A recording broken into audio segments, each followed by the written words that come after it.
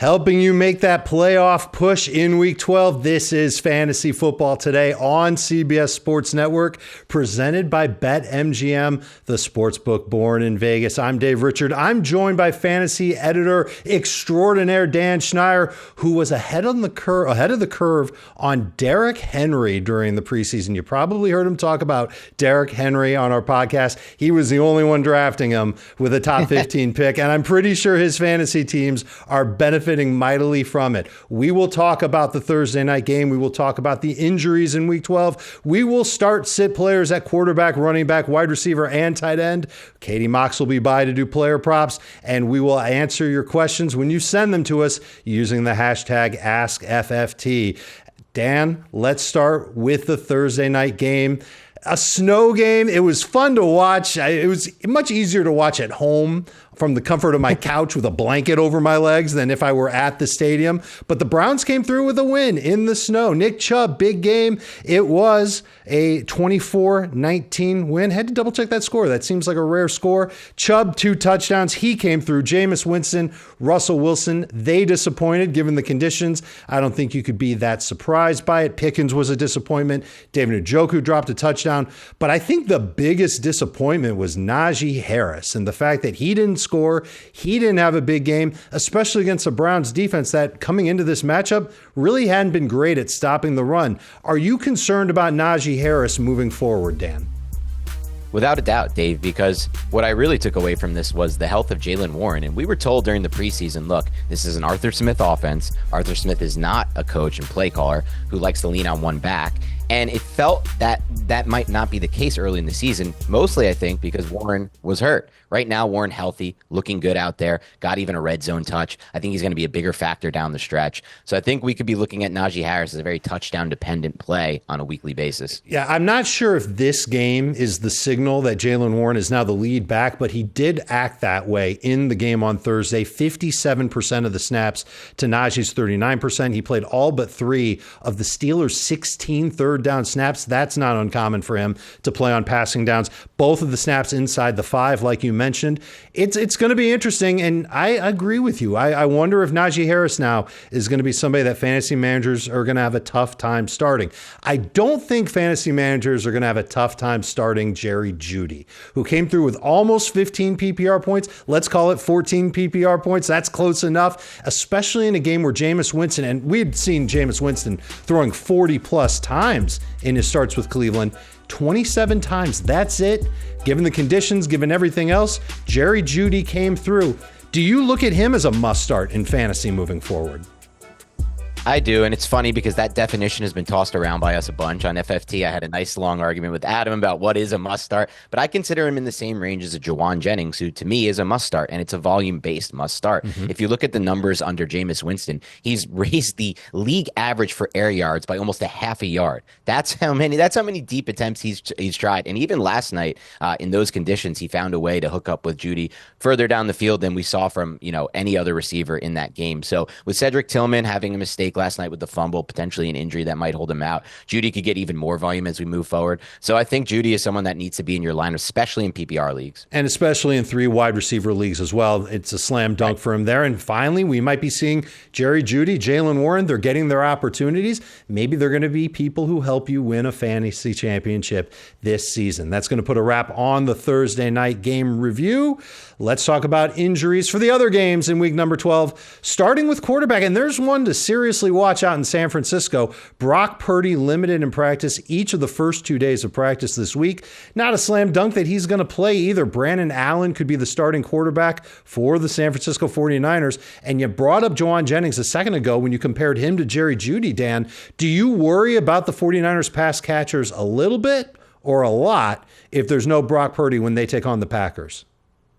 A lot, Dave. I think Brock Purdy is an underrated quarterback in the NFL. I think he gets the ball on time with anticipation and accurately. That's not something that every quarterback does, but it's something that makes a passing offense go. It's what keeps you on time, in rhythm, and that anticipation, I don't know if it's going to be there with Brandon Allen. It certainly wasn't there during his time with the Bengals. So if Purdy is out, and from what we hear from the reports, and who knows what they were, but they were from Thursday, he struggled to even throw a football. That means it could be tough in 3 days to actually play a game. And if he's out, I will be benching Juwan Jennings. I'll be downgrading all 49ers to the point where I'm probably only putting out there Christian McCaffrey. And what about George Kittle? Would you downgrade George Kittle? And George Kittle, Kittle's downgraded, but given the state of tight end, I think he'd still make it to my lineup. Okay, so tell me this. Will Dissly's on the waiver wire in about half of CBS Sports leagues. Would you feel comfortable starting Will Dissly or George Kittle with Brandon Allen throwing to him? Will Dissly will be starting over George Kittle, and Jonnu Smith, if I have him, will be starting over George Kittle. Okay, all right. So not a lot of confidence. And listen, this Green Bay defense, it's been good. It hasn't been great. We'll see how they do. But it could be tough conditions weather-wise in Green Bay as well. I know that they got some snow there recently this week. Let's keep it moving to the running back position. We'll show you the players and their Thursday status who are on the injury report. And these are the notable guys. We're not going to show you every single running back because a lot of them practice in full, like Aaron Jones did. Aaron Jones practiced in full. He should be good to go. But let's just start with the Raiders running backs. Alexander Mattison didn't practice on Wednesday or Thursday. Zamir White didn't practice on Wednesday or Thursday. It might mean that Amir Abdullah could be a starter for your fantasy team if these guys don't practice again on Friday and are subsequently ruled out. I see Amir Abdullah as someone who's going to play a lot of snaps for Las Vegas. I know there's talk about rookie Dylan Laube getting some playing time. They have a running back on their practice squad named Sincere McCormick. It's going to be Abdullah because the Raiders are going to be trailing against Denver, and the end result is going to be Gardner Minshew checking down a bunch of times. I don't see a lot of carries for Amir Abdullah, but I do see a lot of catches for Amir Abdullah. Not quite a number 2 fantasy running back. Call him a bye week replacement in full PPR. I think that's what he could be. And if you wanted to be savvy, you could grab him off the waiver wire in your league so that other people can't use Amir Abdullah either. And then who knows? We don't know when Alexander Mattison and or Zamir White will be back for the Raiders. But Dan, Isaiah Pacheco is on that list too. And when he comes back, the Kareem Hunt love fest that we've been having is going to come to an end. It's just a matter of how soon will it come crashing down. Let's say Isaiah Pacheco is active in week 12. Do you really scale back expectations for Kareem Hunt? At what point do you look at Isaiah Pacheco and say, all right, he's going to be a problem for Kareem Hunt on my fantasy team? I think it could come as immediately as this week if Pacheco is active in the lineup. Just judging off of Andy Reid's history as a coach, I think Pacheco has a chance to get right back in there, thrown right back in the mix, and inherit the role that he had. Now, I do want to give you credit. You were on the waiver wire show when Pacheco first went down. You were the most aggressive on how much budget you should use for Kareem Hunt. And those are the types of plays that could change seasons, and he has for those who had him. And I don't want to scare those managers to the point of, you may have to lose this asset entirely, so let's wait and see. But for me, I would be nervous to put Kareem Hunt in my lineups based on what I've seen from Pacheco and his impact in this offense. And Kansas City's offense has really evolved this year. They're the most run heavy they've ever been under Andy Reid. And in the red zone specifically, that's where the running backs have thrived. So I'm starting Pacheco if he's playing in this game. That's interesting. I'm going to take the other side of that, and I'm going to start Kareem Hunt because I can't expect Isaiah Pacheco coming back from a broken leg immediately being put in position to have 15 plus carries. And it's against Carolina. If it's a blowout, then we could see Kareem Hunt just grinding down the clock in the fourth quarter if it goes the way that we think it's going to go. I think there's a chance it doesn't go that way. Carolina's offense has been playing fairly well the past couple of weeks. It's just a tough matchup for them against Kansas City's defense. I obviously expect Kansas City to win, but I wouldn't mind Kareem Hunt with number 2 running back expectations. Basically, he needs to score. And if he does that, usually he comes through in a good way for fantasy managers. Let's talk about one last running back. DeAndre Swift showed up on the injury report on Wednesday, did not practice with the groin, was limited on Thursday. I do expect him to play against Minnesota, but the last 3 weeks, this Vikings run defense has come to play. And DeAndre Swift, if not for that long touchdown run he had last week, would have delivered some bad results for fantasy managers. I would be careful starting DeAndre Swift this week. He's another number 2 type of fantasy running back. Honestly, I think I'd rather start Kareem Hunt than DeAndre Swift as things stand right now. Wide receiver injuries. This list has a couple of interesting names on it, Dan, starting with CeeDee Lamb, who didn't practice on Thursday. And that's concerning because he basically is the Dallas Cowboys offense right now. He's their leading target getter. He's someone who could get some pretty good numbers. I'll come back to you in a second on Devontae Smith, but what's your concern level on CeeDee Lamb if he's limited in practice on Friday or if he doesn't even practice on Friday? Concern level is very high, Dave. We discussed this last week on a few shows, but everything CeeDee Lamb's been able to do since the loss of Dak Prescott has been underneath stuff within the offense. And that requires, potentially using your shoulder and getting hit and making plays after the catch and after contact. These are all things that might be hindered by these injuries. He's not making plays downfield. He's not making plays in the red zone due to the quarterback play. So it becomes a PPR desperation play for me with Lamb. And again, I want to caution that he's still, like you said, the entire offense, they're funneling things through him. But will that be the case if he's playing hurt through his shoulder and he's barely able to make it on, or will he be more of a decoy? I'm not willing to take that risk with this kind of quarterback play. I'm getting to the point, Dan, where I'm nervous starting any Dallas Cowboys player. Yeah. I'm kind of interested in Luke Schoonmaker as a streaming tight end. Might be able to catch 5 passes for 50 yards. We'll see what happens with CeeDee Lamb. You have to stay close to CBSSports.com. You can literally Google CBS Sports NFL injuries to get the latest injury information. And to that end, Devontae Smith didn't practice on Wednesday, didn't practice on Thursday. What's going on with Devontae Smith in Philadelphia, Dan? And if he doesn't play, what does that mean for A.J. Brown? What does it mean for Dallas Goedert? And what does it mean for Jalen Hurts? Yeah, I think most importantly, A.J. Brown has already had the offense funneled through him with Devontae Smith on the field. So with or without Devontae Smith, and you mentioned, Dave, that he may not play. Well, today at practice, on Friday at least, he was not there and he was not available. So I think it's possible that Devontae Smith won't be in the lineup. But even if he is, I've decided, I decided, Dave, that something that Jacob Gibbs said to me yesterday really stood out when it comes to Devontae Smith. He's more name than game right now. That entire offense, as you watch it on film, it really isn't. It's not a fluid passing offense right now. Everything is kind of revolved through A.J. Brown. So for me, Devontae Smith has become a play that I'm putting as a flex rest of season, and I'm not looking to really play him. I think he's name brand more than anything else. Yeah, I hate to say that, though, because I love the talent. He's just not getting the same types of opportunities, and they don't seem to really make him a focal point. I thought they were doing it earlier in the year. They put him in the slot a lot more, and they had some targets made for him, design plays. I'm not seeing that as much from him either, but as far as speed goes and just overall talent, I think Devontae Smith still has it. You also saw on the injury list Mike Evans practicing in full. He will be back for the Tampa Bay Buccaneers in Week 12. Fingers crossed that he has a big game. And Ladd McConkey didn't practice on Thursday. We will keep eyes on him. Real quick, let's take a look at the tight ends on the injury report before we go to break. And it's names that you know and a couple that you don't maybe even care about. Noah Fant's back at practice. I don't think anybody's using him. Sam Laporta's practicing in full. I don't know if anybody's using him. George Kittle, we talked about. If it's Brandon Allen at quarterback, we're not going to feel as good about George Kittle, but we'll still start him. And Jake Ferguson in the concussion protocol might not be useful for Week 12, might not play in Week 12. That's where Luke Schoonmaker would come into play. Will Dissly, absolutely somebody to go after on the waiver wire. He's been crushing it for LA since their bye. I think he'll keep doing that. A top 10 fantasy tight end for me in my rankings. When we come back, start and sit for quarterbacks and running backs in week number 12. Don't go anywhere. We're just getting started on fantasy football today.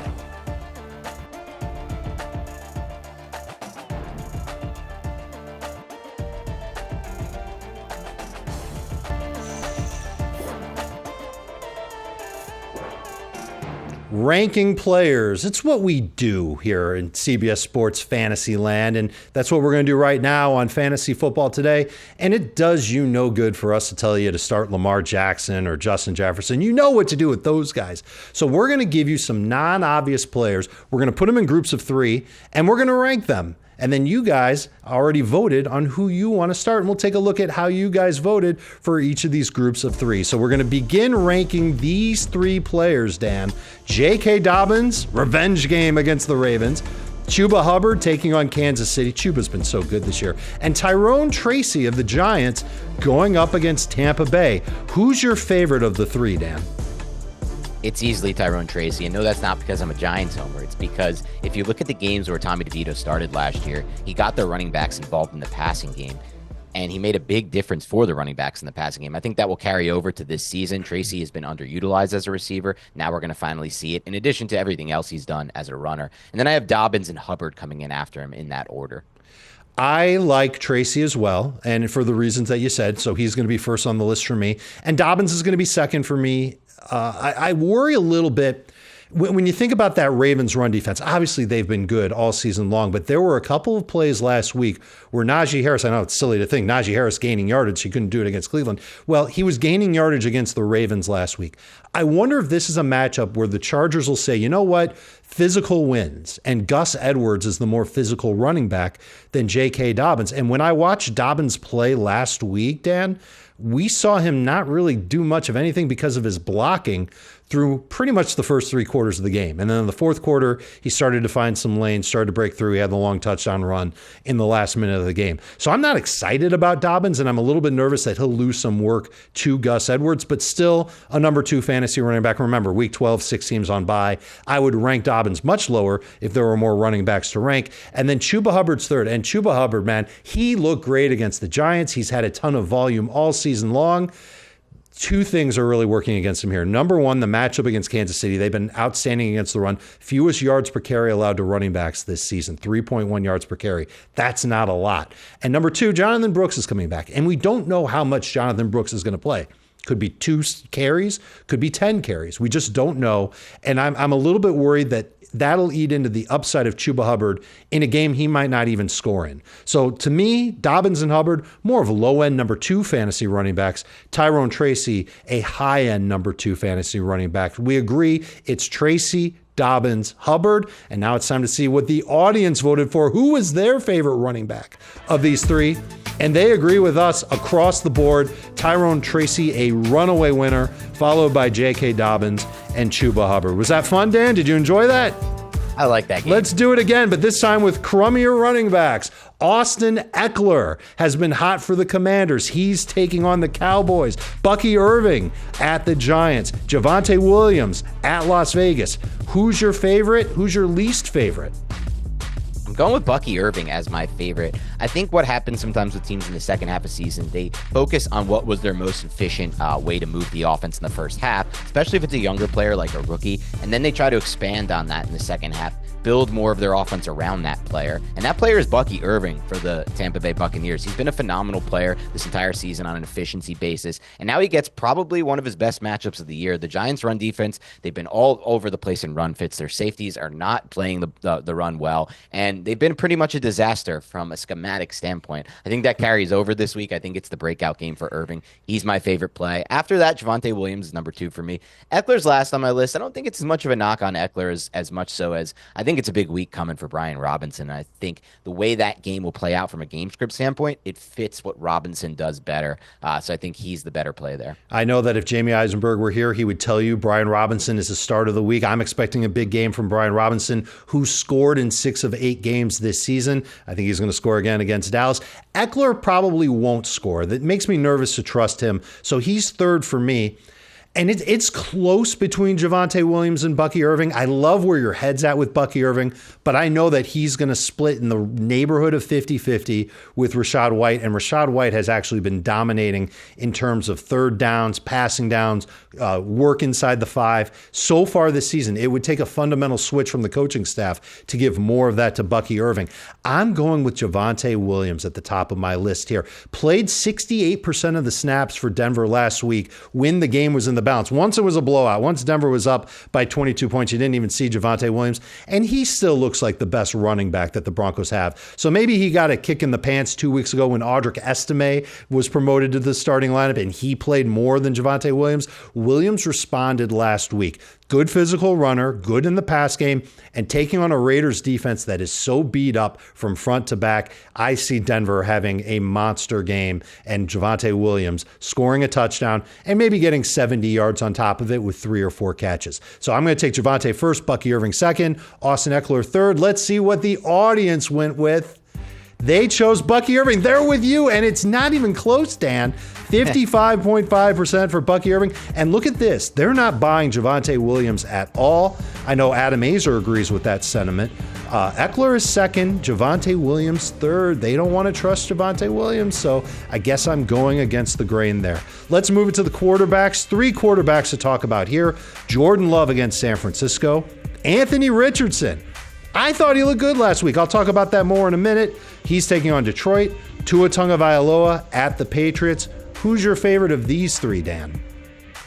It's Tua for sure. And one of my favorite things to do during the week, Dave, this season has been watch Drake May tape, because he's a baller out there at the quarterback position. When I watched Drake May, I got to see the other side of the ball, and I got to see the leaks in the Patriots' pass defense right now that Matthew Stafford exploited. And I think we look at fantasy, sometimes we look at season-long ranks and season-long trends, but sometimes you have to focus on the now because there's injuries and all sorts of factors that could change how a pass defense playing. And right now, this New England pass defense has its leaks, and Tua will exploit them. We know about Tua's home road splits throughout his career. We know that right now, Mike McDaniel has found a really good way to move the offense through Jonnu Smith. It's a leak in the defenses right now who are trying to account for Jalen Waddle and Tyreek Hill. I think that continues. I think it's a big week for Tua. He's number one for me. Jordan Love's number two. I think it's a big second half. You look at last year, that's when that Green Bay pass offense caught fire. I think we're going to see something similar this year as Love gets healthier. Richardson last, not necessarily because I think he's going to have a bad game. I think I agree with you, Dave. I watched a little bit of that tape, and he definitely made some improvements, especially down the field. Like I honestly think he's a better down the field passer than he is like short and intermediate from an accuracy standpoint, which is wild because I don't think any other quarterback fits that billing. So I think big plays could still come there, but he'd be third on the list for me. Yeah, he's the one that's the most volatile of these three. But, in saying that, that means he also has the most upside because he's got the potential to run for 2 touchdowns and throw 1 touchdown like he did last week. And he completed 2/3 of his throws. He's never completed 2/3 of his throws before. And it was against the Jets. I thought that the Jets pass rush got to him a decent amount of the time, and it did challenge him. And I think he overcame that challenge more often than not. So I don't mind Anthony Richardson as a bye week quarterback, but I think the other 2 guys are safer. I'm with you that Tua Tagovailoa is number 1 on the list. But if Nick Bosa doesn't play for the 49ers, it changes that matchup entirely for Jordan Love. I would move Jordan Love ever just a notch ahead of Tua Tagovailoa if there is no Nick Bosa. But if Bosa practices on Friday, if he ends up playing in the game, then Jordan Love would be second for me. So Tua, Love, Richardson, we agree on that. Let's see what the audience went with for these 3 quarterbacks. They're with us all the way, and it was pretty close between Tua and Jordan Love. And Anthony Richardson, dead last. They don't want to trust him. Only 15% of the folks going for AR. Let's answer a Twitter question before we go to break. It's from Chris. He's got 3. Hunt or Irving, Ridley or Hopkins, Mayfield or Daniels. Dan, you can answer 1, 2, or 3 of these dilemmas from Chris. It's Irving for me on the first one. I do think you made a strong case earlier, Dave, that has me reconsidering the Hunt play this week, but I just love Bucky Irving. And for the other 2, I'm going to defer to you on these and see where you're at. So Hunt for me. I will take Ridley over Hopkins. And then I didn't see enough of the third one to know. I know I read it to you. I was kind of hoping that you would answer it for me.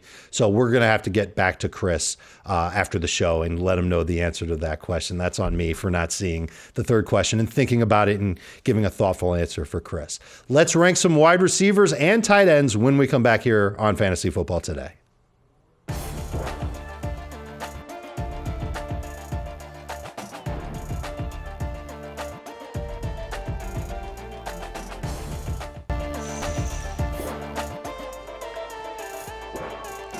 With 6 teams on bye, I think finding a starting wide receiver in fantasy is challenging to do. We're going to help you go through some names. We're going to rank some players who are not obvious at the position, along with some tight ends. Welcome back to Fantasy Football Today. And before we get into the rankings, let's talk about Daniel Jones getting released by the Giants. Not massive fantasy implications to this, Dan. If there was one team that Daniel Jones could go to, and maybe you'd raise an eyebrow, which team would it be?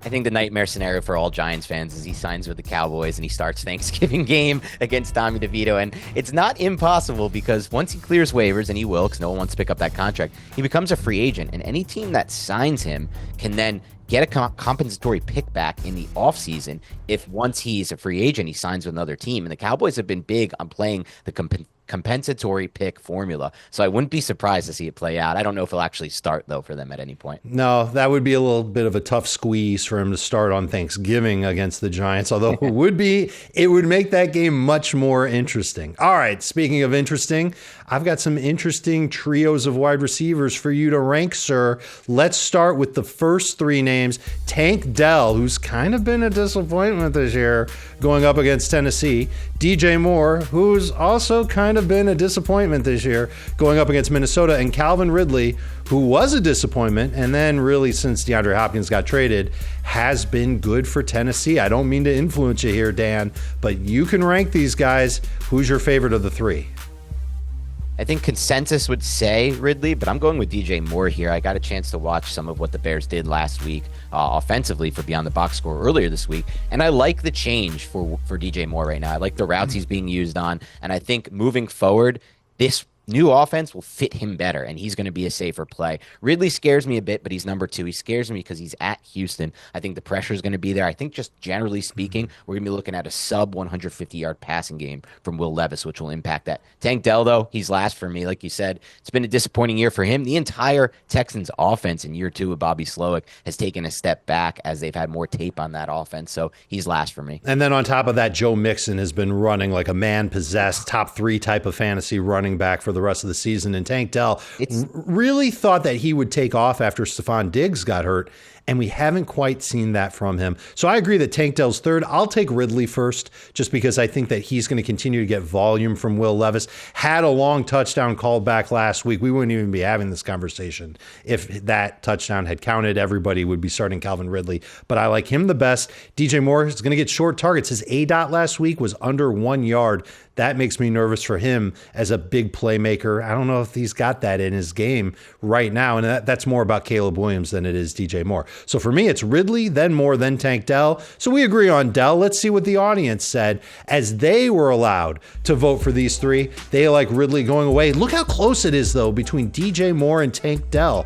That's a tough call for fantasy managers, I suppose. I do like Moore a little bit more than Tank Dell in full PPR. Non-PPR, could you talk me into Tank Dell over DJ Moore? Maybe you could, but Calvin Ridley far and away the one that I like best, and the audience seems to agree. All right, let's move on to the next group of three. One of my favorite wide receivers this year has been Quentin Johnston taking on the Ravens. Christian Watson, what a game from Christian Watson last week against the Bears. Now he's taking on the 49ers. And then Xavier Worthy at Carolina. All these guys either scored or had 150 yards last week. All of them were good for fantasy. Which one is going to be good again in week number 12, Dan?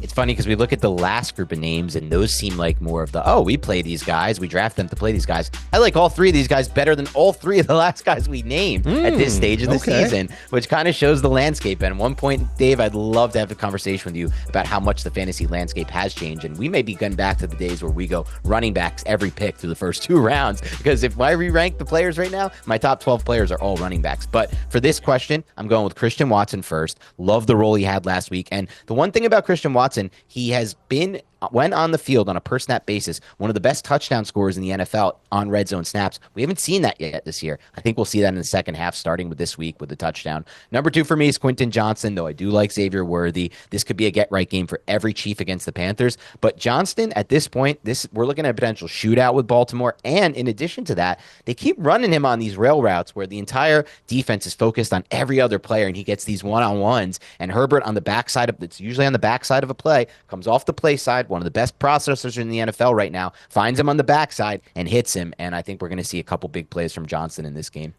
So I like all of these wide receivers better than Tank Dell. I think I've got them all ranked ahead of DJ Moore. I'd have to double check. I'm not sure if Worthy is. And Ridley is definitely ahead of all three of these guys. How would I rank them? I've got Quentin Johnston first. I think the matchup against Baltimore dictates that the Chargers are going to have a hard time running the football. And it's almost like they've been gearing up for this matchup since the bye, because there have been so many games where Justin Herbert's been dropping back to pass more than he did at the beginning of the season. Quentin Johnston being healthy, along with Ladd McConkey, big deals for the Chargers. And I think that Quentin Johnston has the best chance to have another big game. And I like Xavier Worthy next. I think it's important for Kansas City to get him going because they don't have speed in DeAndre Hopkins. They don't have speed in Juju Smith-Schuster. They need somebody to threaten the back end of defenses. And I think that Xavier Worthy has to be that guy. Remember last week, did score a touchdown, but he also had a pass on a deep ball where he caught it out of bounds. He didn't get his feet down in time, and he was wide open. If it's a better throw and a better catch, it might have been a touchdown. But I think Xavier Worthy gets some more of those deep throws. Remember, they're playing against Carolina, one of the easiest matchups on the board. And Christian Watson, 23.5% of the throws from Jordan Love last week. You talked about his role in the offense. They were thrown to Christian Watson. He came through for a big game. And you're right, we haven't seen him used as a red zone threat. So there's definitely potential, A, for that game to be high scoring. That's if Brock Purdy plays. And B, for Christian Watson to get those downfield throws if Nick Bosa doesn't play, because Jordan Love will then have time to throw downfield. It's all just part of a big football equation. So that's how I've got him ranked. Johnston 1, Worthy 2, Christian Watson 3. We've got a difference of opinion here. Let's see if the audience can be the tiebreaker on these wide receivers. And they've got Johnston first by a wide margin. I'm surprised it's this wide of a margin, Dan. I thought that it would be closer between these three guys. And I thought Christian Watson would have more cred with the audience after his big game last week. But no, not even 20% of the vote. Xavier Worthy second. Too much from Watson. Probably. So Johnston 1, Worthy 2, Watson 3. The audience sees it the way that I see it. Let's go to tight ends. And let's talk about two tight ends that were picked up off the waiver wire and one that was drafted and people are kind of sick of him already. And that's Mark Andrews going up against the Chargers, Will Dissly going up against the Ravens, two tight ends in the same game, and Jonnu Smith. He was the most added tight end. He's taking on the Patriots. That's his former team. So a revenge game of sorts for Jonnu Smith. How do you rank these three? I actually love my first two ranks. I think they're worth starting in every league. And it's Jonnu Smith 1. I went back under the hood, looked at what the Dolphins are doing, and I give Mike McDaniel credit because his scheme has been somewhat figured out this year to an extent of what we're not seeing what we've seen in the past. And he's found a new way to generate offense, and that has been through Jonnu Smith at times, especially for the big plays. I think that continues throughout the rest of the season. He's an every week starter for me. I'm putting him up there at 1. Number 2 for me is Will Dissly. Again, what I look at when I watch the Chargers offense is this. You have what I think is one of playing a quarterback in Justin Herbert who's playing better than basically every quarterback from a pure quarterbacking standpoint. What I mean by that is he throws with anticipation. He understands where all the route combinations are going to be on any given snap, and he'll come off the play side of a play to the backside, and he's willing to throw the seam. Not a lot of quarterbacks are willing to throw the seam. They're not confident in it. They don't understand where to throw it. They can't throw it with anticipation. Will Dissly's running the seam for him, and in the red zone, in between the 20s. So I think that's going to continue. Love Will Dissly as well. These are two of my favorite plays for the week. Mark Andrews last for me. Yes, he could score a touchdown. I think that's where I'm at with Andrews. Will he score? Will he not score? Otherwise, if he does score, you can play him. If he doesn't, and that's hard to predict. I mean, I do think that this game for the Ravens is going to be a total opposite of what the Ravens game was like last week. Last week, physical, low scoring type of game. I think there's going to be more points scored between the Chargers and the Ravens. So I think there's a chance that Andrews does go ahead and find the end zone. But I think Will Dissly can find the end zone too. And I think Jonnu Smith, especially in a PPR league, can continue to rack up those catches and yards and be a good contributor. I'm going to put Dissly first. I think he sees about as many targets as Jonnu. I think Andrews is actually third in targets on this list. But I think Dissly's the one that I would start first. Jonnu second. Mark Andrews third. The audience has been with me all along on this segment. Let's see if I can make it 3 for 3. Will they go with Dissly?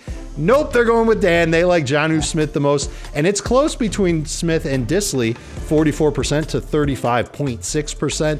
And then Mark Andrews third. I think everybody's just kind of had it with Mark Andrews as a fantasy starter, kind of a low-end starter. Here's a question to answer before we go to break. Need to drop one, Dan. Cade Otton, TJ Hawkinson, or Dalton Kincaid? Who are you dropping? Can't believe I'm going here, Dave, but I am going to be dropping Dalton Kincaid. It's a player who I missed on this year. Hand up.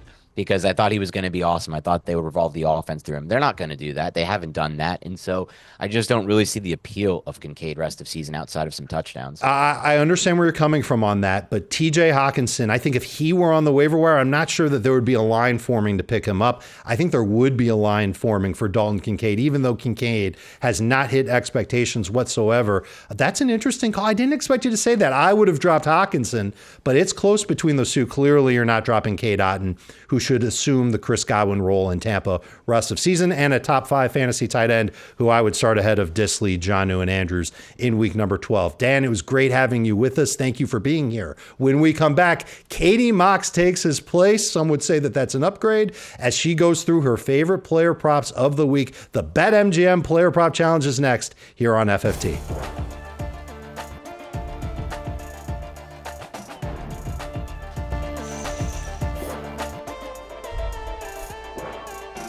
It's Fantasy Football Today on CBS Sports Network, and these are the results of the BetMGM Player Prop Challenge last week.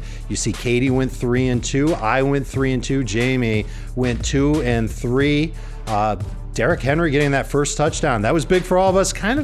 I was at plus 400. So that's pretty good. So this is almost like better than going 3-2 because we gave you something a little bit extra with it. And now we've got our season scores. You see Katie just absolutely running away with it.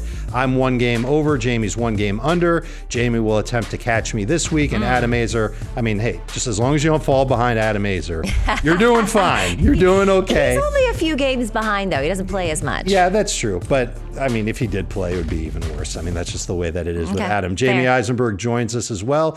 Katie's going to give us a prop, and then she's going to let us guess what number we think the prop will be. So, for example, passing yards for Patrick Mahomes, Jamie and I will take a guess on what the yardage is. And then after that, Katie will tell us which side of the prop she likes, and we go from there. So, Katie, first prop, go ahead. Let's look at Jaden Daniels' rush yards. Hasn't had a lot of them lately. He has not. And I wonder if that line. Matchup. I wonder if that line reflects that. Is going to reflect that. I'm going to go. Very smart of you, Dave, to think that way. Oh, 18. I'm going way low. 18. Quite low. 36. Jamie's going exactly double what I went. Yeah. So you both are under this line. The line is 42.5. And to your point, he's had pretty low rushing games over the last couple of weeks, but he also has drawn some pretty good rush defenses. That's not the case this week with the Cowboys dead last versus the rush. They've been bad against mobile quarterbacks as well. Stroud, Hurts, Purdy all went over this number. So I like the over in this one. You guys are both on we're on the other under. side of that. Jamie, where do you have Jaden Daniels ranked this week? Top 5. I think this is an absolute smash week for him, just based on what we've seen the last few weeks. I do think the mini bye helps. The fact that he's got the rib injury healthier a little bit more.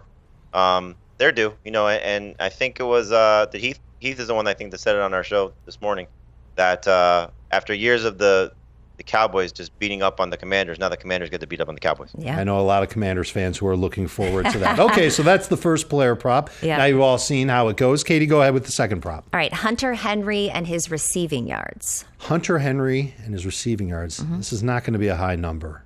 And he's taking on Miami. Okay. All right. Should I be writing this small on Dave this big of a board? Dave is going 30. Jamie is going 53. So the line is 41.5. I'm with Jamie on this one. I like the over. Okay. He's gone over this number in 4 of his last 5 games. He's getting some more volume. He's at least targets, 6 targets within that span. And the Finns have been a little bit softer to tight ends. They've given up over 300 yards over the past 4 games and a 71% completion percentage to the position. So there's Soft. two things. They've been tissue. I mean, Brock Bowers just set a record against them, and Trey McBride went nuts against them. They can't cover tight ends at all. That's true, but there's another tight end that's been getting some work in that offense in Austin Hooper, and I also think we can see the Patriots run the ball in this game. And so I'm not sure exactly what the correlation is. When Ramondre has a big game, does it mean that Hunter Henry has a big game? So that makes me just a little bit nervous about what Hunter Henry can contribute. I still like him as a top 12 fantasy tight end, but Will Dissly, Jonnu Smith, we talked about them earlier in the show. I like those guys better than Hunter Henry this week. Jamie, give me Henry over both those guys. Okay. I think the thing that's nice about Henry that we've seen, unless you think the Patriots are going to run away with this game or Drake May is going to leave the game, every start that Drake May has started and finished that they have not been playing with the lead, a la playing I think it was the Titans. Sure. We've seen huge numbers for Hunter Henry, so I like his setup very much. Okay. Fair enough. Good argument. Well, hey, we're a little bit split on this one. That's okay. We'll have to see what happens now. Well, speaking of run game, yes. DeAndre Swift and his rushing yards.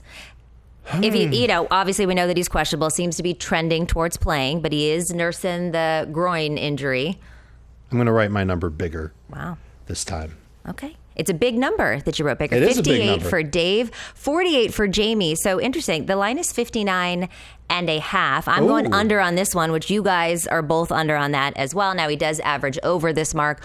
1, I'm not sure how well he's going to be able to run, considering his injury. And 2, it's just a bad matchup for him against the Vikings, who have a very, very, very, very good rush defense. They've been outstanding each of the last 3 weeks. Jamie, where do you have DeAndre Swift ranked? 25. So outside of the top 24. Wow. I don't like him at all this week. I don't like him. I don't like Chuba Hubbard. I don't like Tony Pollard. I think all 3 of those guys, if this was a normal week and we had 6 teams on a bye, they'd barely be number 3 running backs. Okay. 3 props down, 2 to go. All right, this one's kind of a layup. Will Jordan Love throw an interception against my 49ers? It's not how many interceptions, it's just simply will okay, he. let's do this. If there, you could say what you think the line is or whatever, but if you guess the correct number, if it's more than, let's say 1, and you get that right, then you get an extra point. Let's say that. Okay. All right, Jamie, I could 3 use the extra point. interceptions. I would love that. My 49ers need that one. Yeah. So the just line, 1 interception. Yeah. So the line is a half interception. So obviously we all like the over on this one. If he throws 3 of them, we got to give Jamie some kind of extra credit for this. He has thrown an interception in every game that he's played so far this season, 11 total. And while the 49ers defense has been a little bit hit and miss, they are the best unit against deep passes, allowing just 33% completion percentage. And Jordan Love has said he is hungry for revenge in this game after what happened in the playoffs. So I think he's going to be forcing some balls, making some mistakes. I hope Jamie's right. I think Nick Bosa playing is going to be a big impact in this game. Yes. If he's out, this actually hurts the prop because I think Jordan Love can actually go the full game without making a mistake. But if he's pressured, I think he could do it. Okay, he throws interceptions against Jacksonville. He'll throw interceptions against the 49ers without Bosa. Good point. That is true. I love Jamie's energy today. One more prop. We got to go with the little Tommy Cutlets here, right? Oh, okay. What are his pass yards?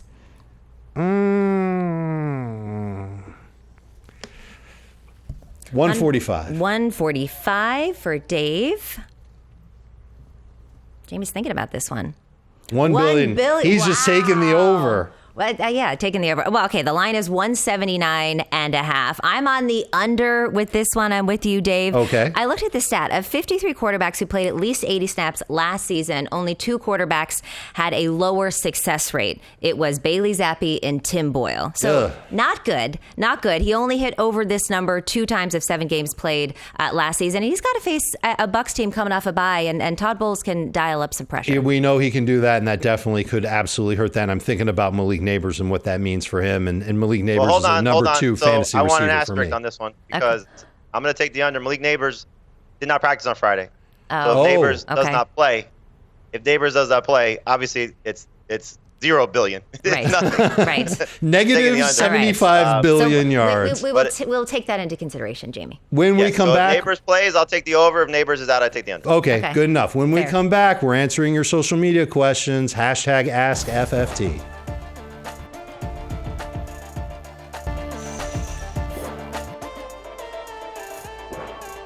We have all this fantasy football knowledge. Why wouldn't we share it with you? Katie, can you read our questions from the audience, please? Do I start Otten over Jameson or Addison on one of the flex options? Jamie, what do you think? You think yes? Over both of them? I think he's safer, especially if it's a PPR league. So I would do that too. All right, next question. And I would start Jameson over Addison as well. Tony Pollard or Bucky Irving in PPR, Jamie? Bucky Irving. Bucking Irving. I'm with you all the way. I think the matchup is great. I know that Pollard will probably see more touches, but the mere fact that I said probably and not definitely tells you everything you need to know about where Tony Pollard is right now compared to Bucky Irving. First of all, Bucking Irving should be a nickname of his. All right, flex Flowers or Dobbins, 10-man PPR, Dave. I like that Bucky plays for the Bucs. I would flex Flowers over J.K. Dobbins. Don't love the matchup for Dobbins this week. Say Flowers should see more targets than he has in the last 2 weeks. Dobbins if Roquan Smith is out. Flowers if Roquan Smith is in. All right, next question. Interesting. Bench 1 non-PPR, Nico Collins, A.J. Brown, George Pickens, or Mike Evans? Pickens already played. Jamie, what do you think? Hope Let's you bench take Pickens out of it. Yeah, right. Yeah. Would you have benched Pickens even before the game? No, I would have probably benched Evan. I might have benched Pickens from there. All right, last one. Russ or Levis in Superflex, Chubb or Pollard in half PPR, Dave? Well, 2 of these guys played on Thursday. Let's go with Levis and Pollard. Although I wish I could go back in time and say Chubb over Pollard. That would have been the right answer for sure. We appreciate everybody watching. Thank you for your questions. Remember, you can catch Fantasy Football Today on YouTube. Just go to YouTube, type in Fantasy Football Today, and voila, you can like and subscribe. Get all of your fantasy football information every day of the week. Thank you for watching, and good luck in Week 12.